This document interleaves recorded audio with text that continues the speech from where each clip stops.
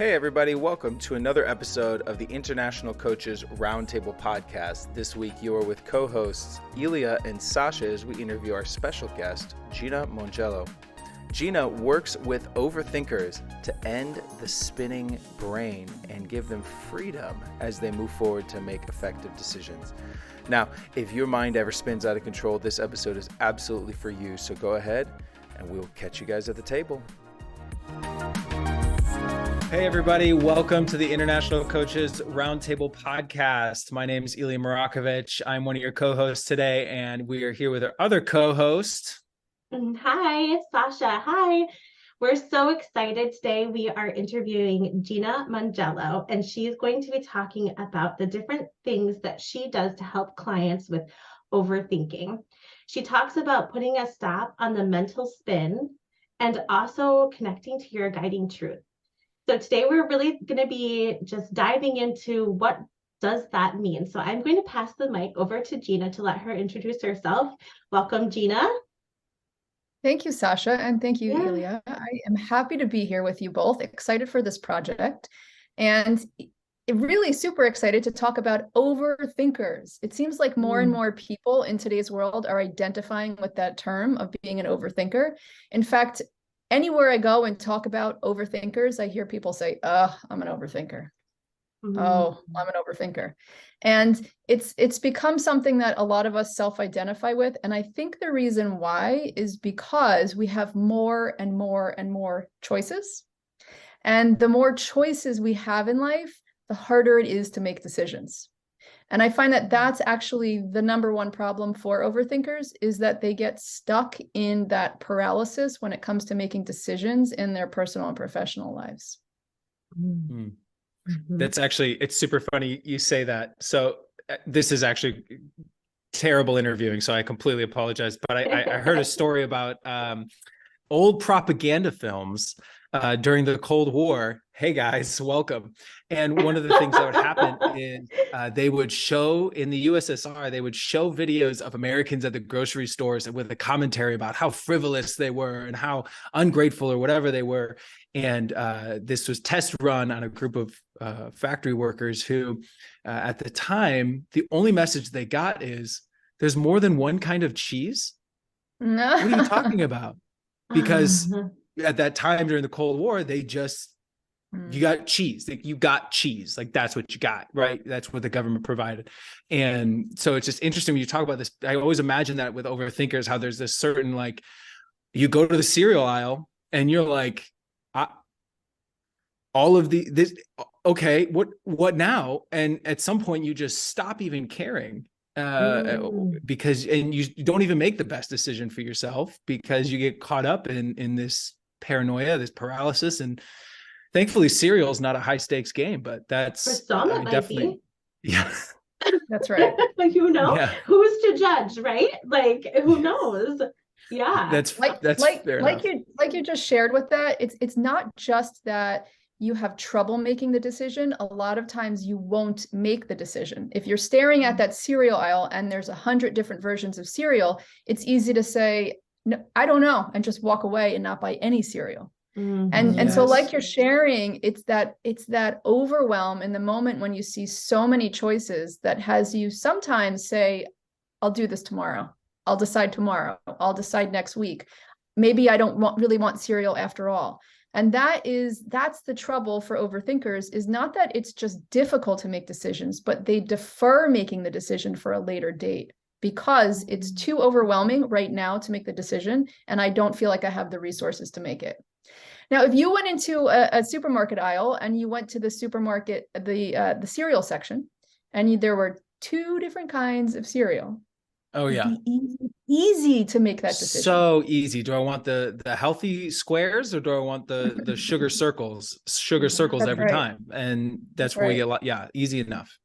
But also, it seems like also maybe even just depends too on like the person, right? Though, and just how deeply kind of stuck we are in that mental spin, that even sometimes when we have just a few choices, if you're in that spin, it can still be hard to get out of it. Like, that's what I've noticed for myself anyways, because I'm going to be completely vulnerable here. I have struggled with overthinking pretty much my whole life, and I've gotten pretty good at, what's the word? Just managing it, I suppose, and making something more out of all of my experiences, even though I go through that. And it just makes me aware that everybody is so different, and we process these things so differently from each other. But I agree with you. The amount of choices 100% makes it hard. Like, it sure does. Yeah. Oh, I was just curious. I'm curious. So, so Gina, when you're working with clients, you get people, you're across the table or on screen with your clients.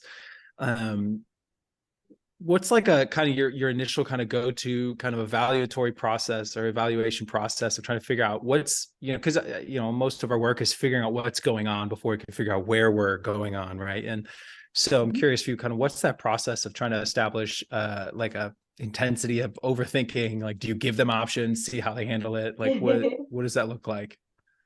Yeah, that's a great question. When someone comes to me with overthinking, what I first do is I try to assess through conversation and through our relationship, what it is that overthinking is compensating for. It's always compensating for something. And the three things that I find it compensates for, and this is what I actually help clients to work on. I say that thinking, of course, is not a problem. Thinking is a good thing.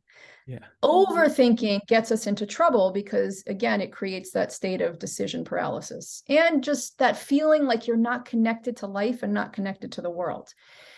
But if you bring in these other three things, it helps to balance it out. And usually people have one of these three things or all three things or two of these things that are not in balance. It's feelings, faith. You got me taking notes now. And action. I should be too.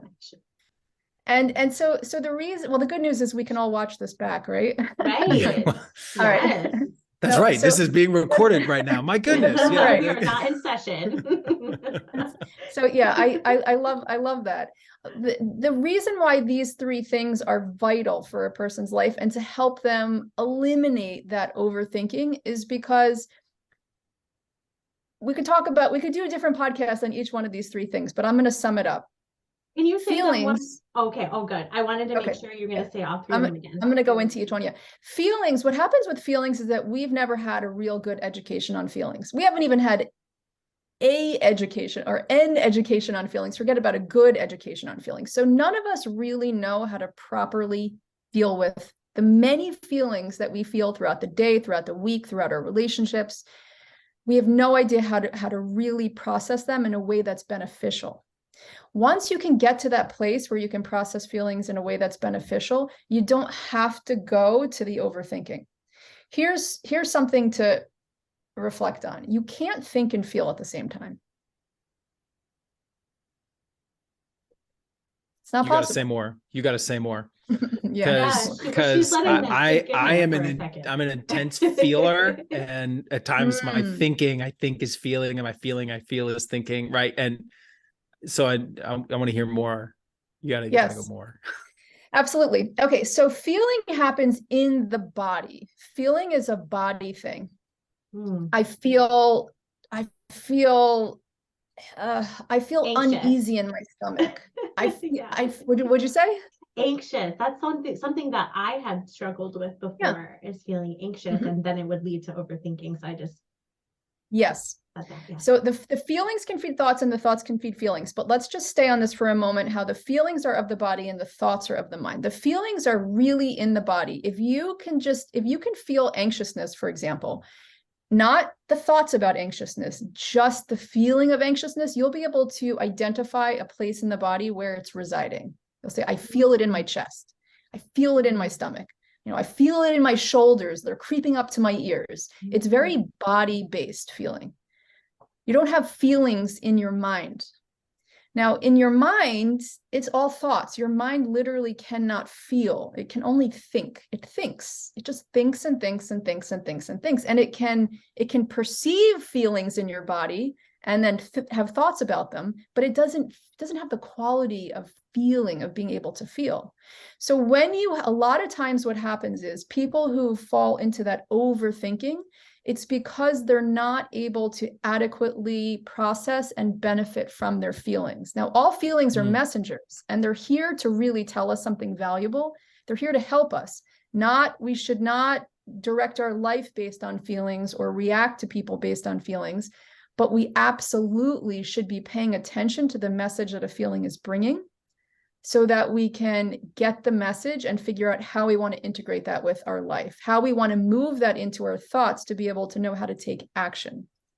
All right, so that's how you can't think and feel at the same time. So a lot of times what happens with overthinkers is they're compensating for feelings. And if you learn how to process, manage, integrate feelings well, you don't need to go into that overthinking. It's more integrated. So that strikes it to me, that what that's lighting up in my brain right now is this picture of why, and maybe this is maybe some answer as to why, when meditation becomes an option, or someone suggests meditation as a solution, right, to somebody's anxiety or whatever, name whatever. Sometimes the question always was, what do I think about? And it's interesting that that's the first question, because maybe that's the problem, is that there's not even the connection. There's not an understanding of the distinction, I should say, between mind and body, and that in the silence, we actually begin to feel as opposed to think about our feelings. And so I think that's look at that right there. I'm processing live here. That's cool. That's very amazing. Cool. I am also doing some processing myself, but I'm trying to save it a little bit. You know what I mean? No way. All for the world. Yeah. Well, I just thought to myself as well that there are times, for me personally, where I tend to be creating a story for myself about what I am actually feeling. And what I notice is that my thoughts have overtaken me to tell me that, oh, I am probably feeling angry right now. Oh, I am, because this and this and this and this happened. But really, my thoughts are the ones that are kind of taking the steering wheel, because it's the thoughts that are happening. It's not actually that I'm feeling what I think I am supposed to be feeling. Does that make any sense? It's almost like total sense. It creates a distance between what you're actually experiencing and the story that you're telling yourself that's happening. And so exactly. Yeah. And that distance, Sasha, that distance is a huge gap. And for some people, that gap is so big. It's like they're sitting in the back row seat of their life that's happening up on stage. Yeah. Watching it, as opposed to being up on stage, living it, experiencing it, feeling it. They stay back there because it's safe. It feels safe. It feels like a protective measure. And at some point in life, it might have been, but it's not protective now. And I got chills. I love that. From that. Yeah. I love that. All right. Tell us a bit about faith. That's Yes. one of the three thingies. Absolutely. Faith is huge. And for somebody who doesn't have faith, it's a stumbling block, because a lot of our thoughts are not true. And they're not even ours. It's very common for us to perceive and pick up and be thinking things that aren't truly ours. And the way that we can get to really understand what thoughts are ours and what thoughts aren't is that we have to have faith, okay, in something, and we have to put our faith and our trust in that something. For me, it's clearly God, and ask God to help us discern which thoughts are good and which thoughts are not good. And it's that simple, that there really is only two pots. There are thoughts that are going to help you, and there are thoughts that are going to hurt you. And that's it. Every single thought, it's either this pot or this pot. And when we get really clear about that, and when we tune into that guiding truth, it becomes easy to know which thought goes to which pot. So I have a question. How about for people, who maybe don't have necessarily a faith in, per se, God, the word God, right? Because that could mean a lot of things for a lot of people. So what about, is there a way that people who maybe have some disconnection to faith in God, that they can reframe, tap into that guiding truth in another way, not necessarily using that same word, I guess, like as God. You know what I mean? It can be a triggering word for some people, is what I'm trying to say. Some people are like, there's no way I could have faith because that means God, and God means da da da da da da da. Who knows, right? Who knows what people think? There's lots of ways that we can think about certain words. So yeah, that's my question. Yeah, I think the best thing for someone to do in that situation is to find somebody that they believe is a person who has faith, that they trust and that they like, and that they believe will be caring and kind and compassionate with them. And I believe that they go to that person and have that very conversation with them and say, how can you help me with this? Can you help me get to a place where either I can find faith of my own, or you could suggest something else for me? Or I think everything happens through relationship. And relationship builds meaning for people. It builds connection for people. It allows for new perceptions. It allows for development and patient process. So it's I would always point people to a relationship. Well, I love that your use of faith in this setting is essentially saying there has to be some way of evaluating and comparing, because in my own head, as I have these positive narratives or these negative narratives and how they're going on and on, either about myself or about my situation or so on and so forth, there has to be a way to distinguish between what's right and what's wrong, or even what's helpful or not helpful. And I love that you're calling that you refer to that as faith, and because I do think it does take belief in one is non-belief in the other, which is believing that the other isn't true, and even any belief in either direction is an act of faith. It's either an affirmation or a non-affirmation. So I think it's a cool process that we're all kind of in, even if we don't even know we're in it. And naming it and participating with it is such an empowering way to approach that. So thank you for that. That's cool. That's super, super helpful. Absolutely. You said actions is the next one. Is that right? Yeah. I told you the notes are going to be helpful. Yeah. What happens is, again, think about being in that cereal aisle and looking at all the different options. Often the only action you take is to walk away, is to not pick one of those cereal boxes. So basically it's like you're taking no action. You're not choosing any one of those cereal boxes.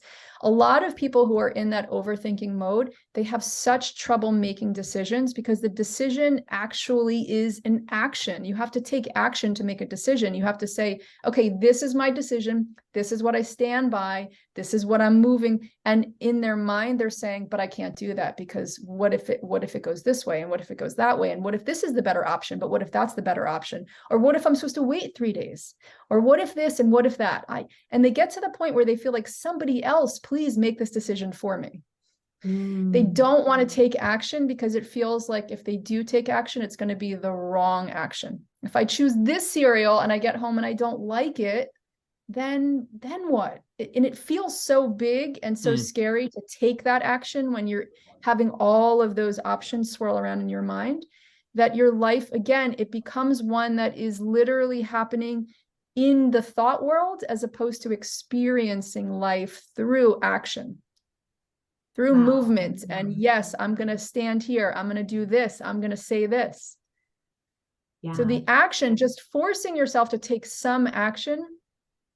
And when I say force, I don't mean, I'm not a proponent of force, like the kind of force where you don't acknowledge your feelings or you don't acknowledge anything and you just force your way through. I'm really not a fan of that for the most part. There are always some exceptions. But when I say force, I mean, you tell yourself that you're going to align yourself with action because you believe that that's the right thing for you to do. And then you move in that direction. You don't let any other thoughts tell you otherwise. The taking action is vital. Yeah. It's almost like reminding yourself that even an inaction is an action, so it's like you might be running from this action, but really you're still acting. with your inaction, because I feel like when you avoid, there's still going to be consequences, right?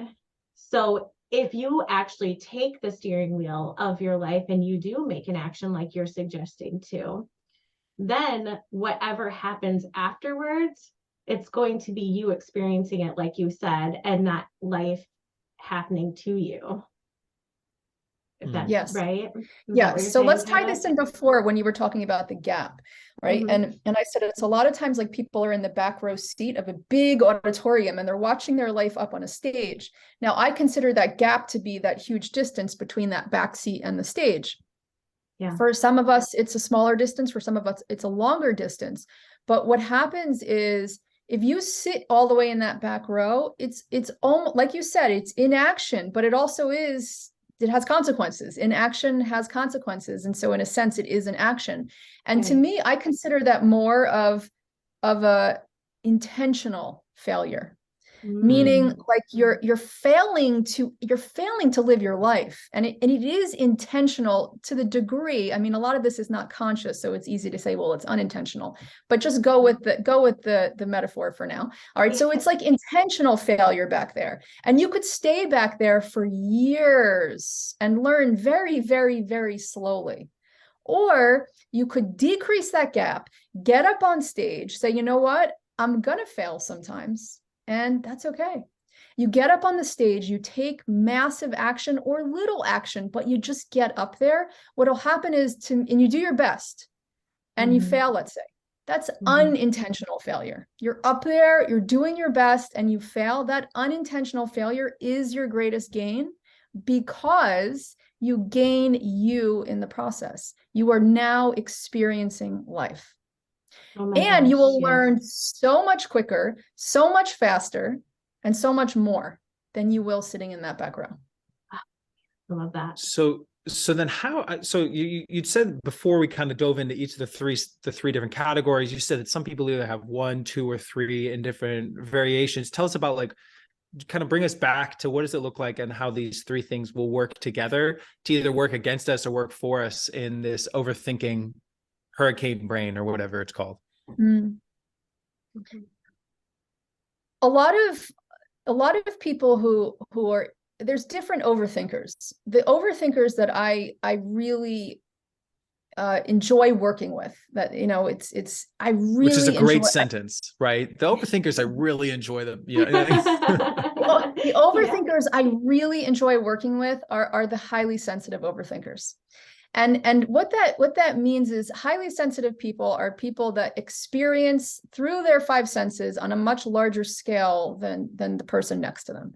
They smell more, they see more, they feel more, they hear more, they taste more. They're just, their sensory impressions are so magnified that it's almost hard to live in this world, and they've had to find ways to cope with it because the people around them who are not sensitive have made them feel wrong, bad, criticized, and they've ridiculed them for being highly sensitive.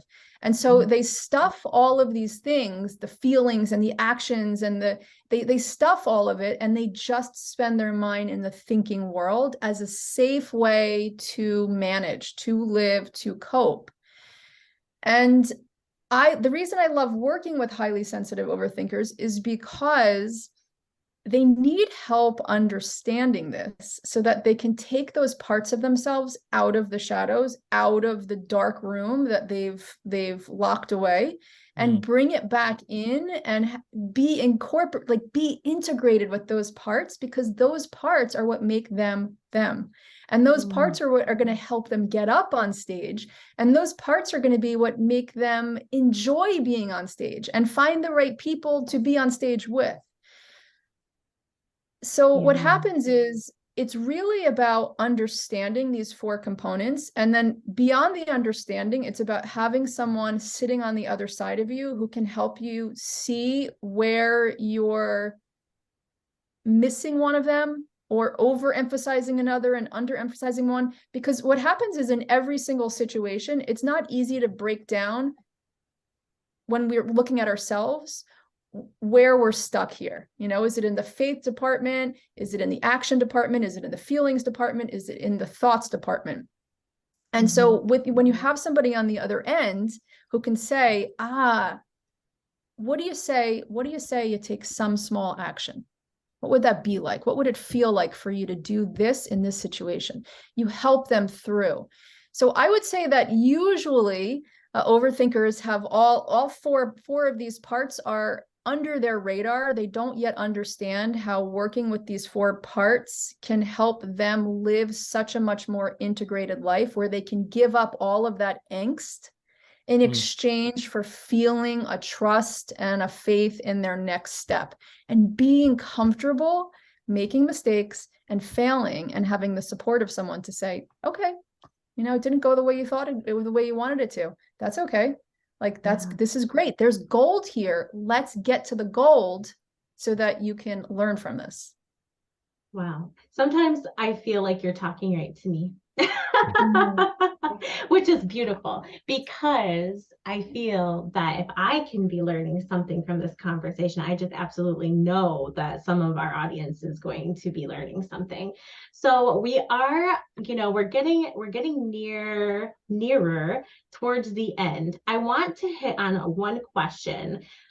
Were you ever an overthinker yourself? And what did you do? What did you do through that process, you know, to get to where you are right now?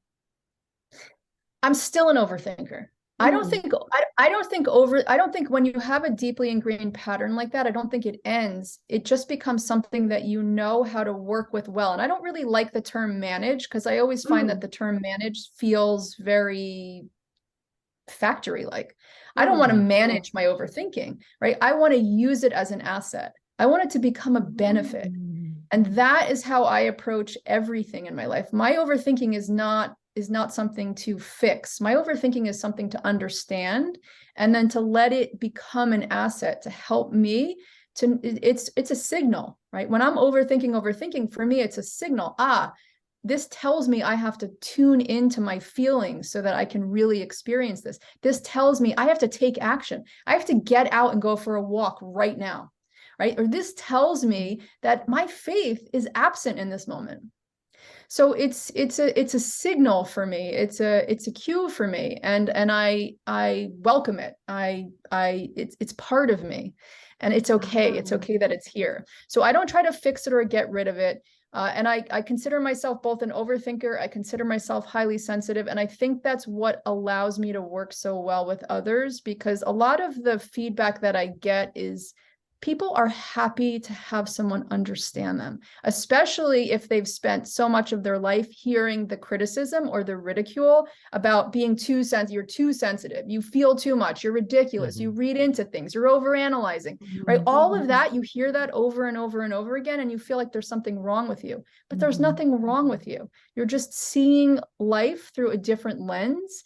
And to have somebody help you integrate with that lens is a beautiful gift. Yes, it's a gift, right? That makes sense. So really stepping into your power in the way of realizing that this thing that's been holding you back maybe can be also used, like you said, as a benefit, as an asset. It's to be seen as something that, you know, was given to you as a gift. That's awesome. So is there anything else that we have missed, Elia? Any other questions for Gina? We just need, Gina, if you have something that's on the top of your mind, that would be a really good practical, like somebody who's listening right now was overthinking before they hit play on this episode, because there were other shows they could listen to and they weren't sure if this was the right show, and they kind of maybe got a little spirally there. That person who's listening right now, do you have anything practical for them that once they get to the end, they're like, this was the right decision? Like, what's the takeaway? If there's any practical piece you can hand off. Absolutely. Here's a quick activity that you can do to get yourself out of whatever overthinking you're in right now. Pull up a good feeling chart. I have a great one. I can send you the link if you want to link it to this podcast. Absolutely. It has absolutely. Really, really good feeling chart. Pull up a good feeling chart. Find something that you're feeling right now that has you in this overthinking. So whatever feeling it is, it doesn't matter. Don't try to get the right one. Just, how am I feeling right now? Okay, write that down. Figure out where in your body is that feeling residing? Where do you feel it? And again, be like a 3-year-old, be playful. Don't overthink this, right? Be playful. Where in my body do I feel this? Oh, I feel it right here in my chest, in my upper chest, okay? What color, what shape, what size? Give it some description, okay? And once you have that, ask, what message is this feeling here to bring? Again, be like a 3-year-old, let a 3-year-old line come from that. And when it comes from that, you will get very valuable, useful information that will help you stop that spin and be able to take action. And I do have a free PDF on this process. It goes into much more detail, but I can also send you the link for that as well. Yeah, please do. Because, Gina, this has been a great conversation. That is incredibly helpful. I love kind of like giving shape and feeling and understanding to whatever this bizarre thing that's happening in me, and then giving it a message that's being clearly received. I love that. If any of our people want to get in touch with you, if they want to keep up with the work that you're doing, you know what? We're just going to type it out into the show notes. So we'll make sure anybody who's here who wants to connect with you or work with you, they can reach out and connect with you. That PDF, we're going to make sure we have that in there as well. And your website, Gina, yes. What is your website? It's straightwaycoaching.com. Straightwaycoaching.com. Awesome.